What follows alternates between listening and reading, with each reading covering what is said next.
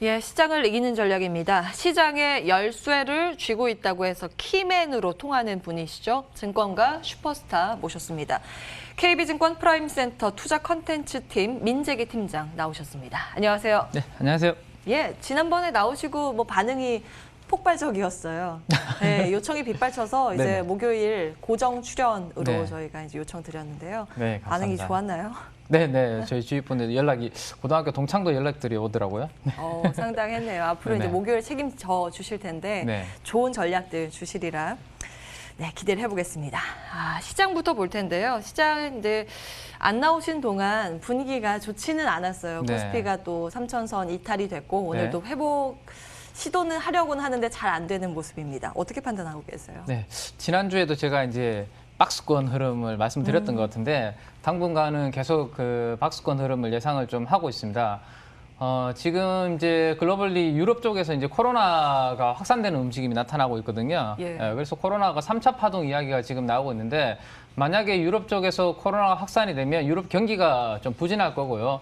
지금 이제 화면에서 보시는 것처럼 파란색 그래프가 유럽 확진자 수 추인데 감소하다가 최근에 다시 상승하고 있는 모습을 보여주고 있습니다. 그러면 유럽의 경기가 부진할 것으로 전망을 할 것이고 그러면 이제 유럽 경기가 부진할 것이라면 그 유로화의 통화 가치도 하락할 가능성이 높습니다. 그러면 유로화 통화 가치 하락은 달러의 또 강세를 불러일으키는 부분이 있습니다. 이 달러가 강세가 되면 우리나라 외국인들 투자자 입장에서는 국내 주식을 강하게 사기는 어려운 그런 부분이 있기 때문에 수급적으로 이렇게 불리한 환경이 된다라는 말씀을 드릴 수 있을 것 같고 자, 미중 간의 고위급 회담도 이제 지난번에 한 차례 만남이 있었는데 별로 분위기 안 좋았었죠. 그 뒤로 지금 위안화도 보시면 위안화가 약세 움직임을 보이고 있는 상황입니다. 위안화 약세는 우리 원화도 같이 동반되는 그런 그림이 있습니다. 그러면 전체적으로 보면 국내 외국인들이 주식을 사줘야지만 우리가 박스권을 돌파해서 신고가를 그릴 텐데 외국인들이 이렇게 공격적으로 사기 좀 어려운 환경이다. 즉 유로화 약세, 달러 강세, 거기에다가 위안화까지 약세면 우리나라 원화가 강하기보다는 약세일 가능성이 높기 때문에 외국인 입장에서는 지금 관망할 가능성이 높다. 그런 측면에서 지수는 박스권 흐름이 될 수 있을 것으로 생각이 되고요. 다만 내일 연기금 쪽에서 중요한 또 이벤트가 하나 있지 않습니까? 우리가 기대하고 있는 혹시나 그쪽에서 좋은 결과가 나오면 연기금 쪽에서 수급이 숨통을 좀 틔워주면 그나마 하방은 막아줄 수 있는 그런 기대감을 가져봐도 될 것 같습니다. 예. 내일 기금위 회의가 있는데 여기에서 국민연금이 그 한국의 주식 비중을 조금 더 늘릴 수 있는 방안에 대해서 네. 검토한다고 해서 예. 또 어떤 결과가 나올지 여부가 관전 포인트가 되겠습니다. 그 말씀을 해주신 거고요. 네. 시장은 여전히 박스권에 갇힐 만한 전반적인 상황들 말씀을 주셨으니까 종목에 조금 더 집중을 해보겠습니다. 요즘 계속해서 긴 호흡으로 메가 트렌드로 봐야 된다라고 거론되는 게 메타버스 네. 아닙니까? 지금도 네네. 늦지 않은 건가? 이 내용도 짚어주세요. 사실 메타버스가 이제 키워드가 이제 부각이 된 것은 최근에 이제 부각이 됐기 때문에 제가 봤을 때는 이건 단기적인 흐름은 아닌 것 같습니다. 다만 이 메타버스라는 부분이 이제 앞으로의 시대의 정신이나 이제 메가 트렌드가 될 것으로 생각이 되는데 왜냐하면 그 메타버스의 플랫폼 안에서 대부분의 지금 콘텐츠를 즐기고 있는 분들이 대부분 10대 그리고 좀 연세가 있다면 20대, 10대, 20대 분들이 많이 즐기고 있는데 이들이 결국에는 지금 가장 많이 거기에서 놀고 있다면 앞으로도 계속해서 거기에서 컨텐츠를 이제 즐길 가능성이 높기 때문에 이 부분을 잘 봐야 될 것으로 생각이 됩니다. 그래서 이 메타버스와 관련해서는 인프라 관련된 부분이 있고요. 그러한 이제 기술을 이제 구현해주는 인프라 쪽이 있고 거기 안에 이제 콘텐츠를 제공해주는 콘텐츠 업체들로 이렇게 분류를 해볼 수 있을 것 같아요. 근데 이제 장기적으로 봤을 때는 결국에는 인프라가 어느 정도 구축이 되고 나면 지금 드라마 제작사들이 몸값이 올라가는 것처럼 이 메타버스에도 콘텐츠를 제공하는 그런 업체들을 중심으로 여러분들께서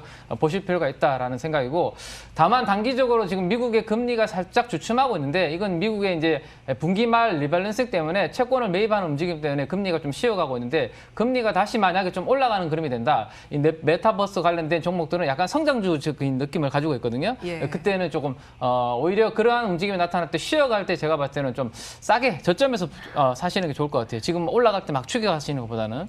네. 그러면 접점 매수 가능한 종목은 뭐라고 보세요? 네, 지금 저는 알체라라는 종목을 이제 관심 있게 좀 보고 있습니다. 알체라는 종목이 이제 저도 이제 그 네이버 제페토라는 쪽에 들어가서 제 캐릭터를 한번 만들어 봤거든요. 아, 예. 네, 네이버 제페토에서 이제 캐릭터를 만들어주는 회사가 이제 알체라인데 네이버가 지분도 가지고 있는 최대 주주로 지분도 가지고 있기 때문에 앞으로 이 메타버스에서 네이버 제페토가 향후에 성장을 한다면 알체라가 같이 좀 동반 성장할 가능성이 높기 때문에 중기적으로 같이 보셔도 되지 않을까 싶습니다. 네, 이제 AI 영상 인식 분석하는 기업인데요. 스노우라는 그 카메라 어플 보시면 스노우 딱 얼굴 비치면 여기 얼굴 인식해서 여러 가지 캐릭터 만들고 막 귀 만들고 하는 거 그렇죠. 있잖아요. 네, 네. 그 기술을 가지고 있는 게 알체라입니다. 많이 거론되고 있고 네이버 자회사가 또 알체라의 지분을 보유하고 있어서 지분 구조도 좀 맞물려 있다는 점 챙겨드리겠습니다. 저가 매수 가능하다 의견 기억해 보도록 하고요. 이제 건자재주에 대해서 지난번에 나오셨을 때도 좋은 의견 주셨고 네. 사실 지난번에 주신 종목 뭐 삼목 S폼 오늘 잘 가고 있고 네. DL, ENC 이쪽도 분위기 좋고 네. 아마 그때 보시고 매수하신 분들은 수익 챙기고 계실 겁니다. 도움 네네. 받고 계신데 핵심 포인트는 뭐라고 보시고 아직도 좀 더 봐야 되는 건지도 짚어주세요. 저는 이제 시작인 것 같거든요. 이제 초반인 것 같아요. 그래서 이제 인플레 관련 주식들을 여러분들께서 철강이나 화학이라든지 뭐 조선 같은 이런 인플레 관련 주식들을 좀 초기에 편입이 좀 실패하셨던 분들은 오히려 건설주에 대해서 여러분들께서는 좀 중장기적으로 관심을 지금도 괜찮다라는 생각입니다. 이제 우리 그 오세훈 후보가 이제 그 단일 후보로 이제 결정이 되었는데요.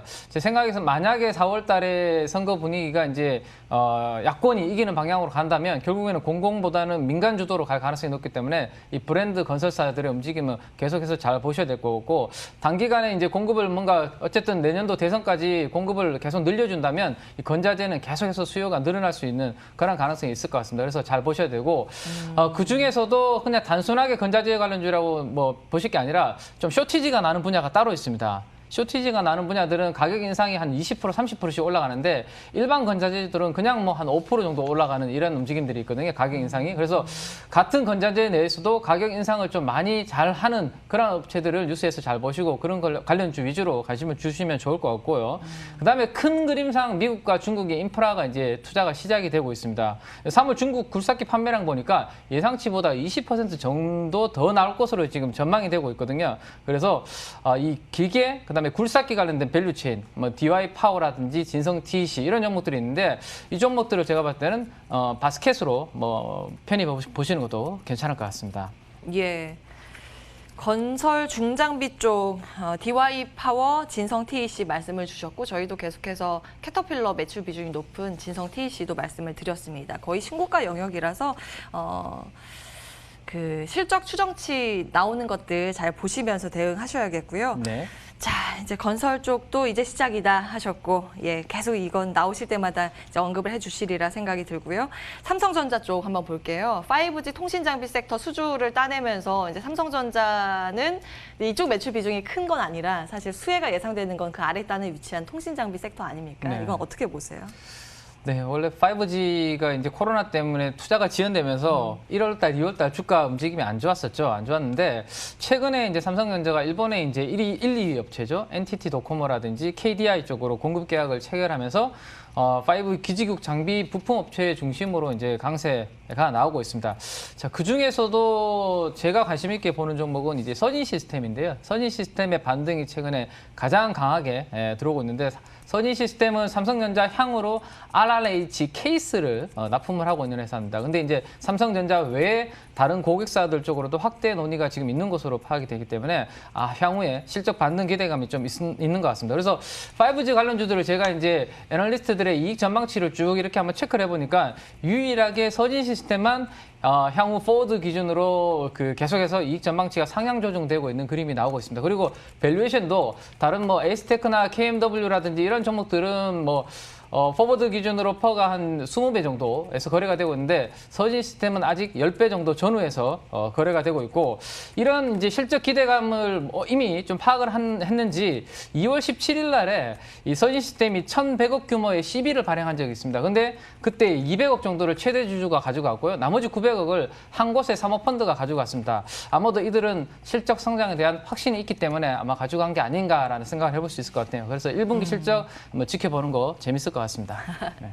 예, 5G 통신 장비주도 말씀을 주셨습니다. 실적이 나긴 나겠죠. 수주 따고 있으니까요. 네네. 이제 쇼티지에 대해서 여기 우리 유튜브 채팅창에 어려운 용어입니다. 쉽게 해주세요 하셔서 이제 쇼티지는 공급 부족이고요. 이제 귀한 몸이 되는 쪽이라고 보시면 됩니다. 자, 말씀 여기에서 정리하도록 할게요. 오늘 함께해 주신 여러분 고맙습니다.